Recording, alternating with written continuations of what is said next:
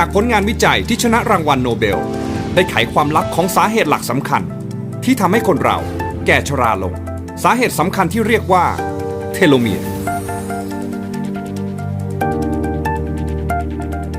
เทโลเมียร์คือส่วนที่หุ้มปลายสุดของโครโมโซมมีหน้าที่ปกป้อง DNA ของพวกเรา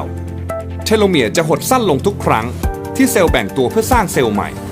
และเมื่อเวลาผ่านไปมันจะหดสั้นลงจนทำให้เซลล์หยุดการแบ่งตัวการเปลี่ยนแปลงนี้เองที่ก่อให้เกิดความชราภาพของเซลล์แล้วเราจะต่อสู้กับกระบวนการนี้ได้อย่างไร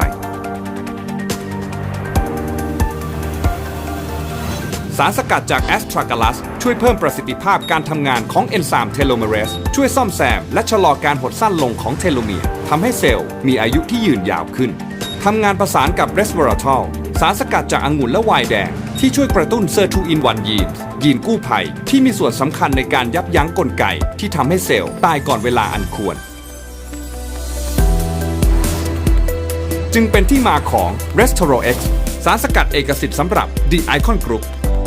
นวัตกรรมใหม่แห่งการชะลอวัย Boom D-Nex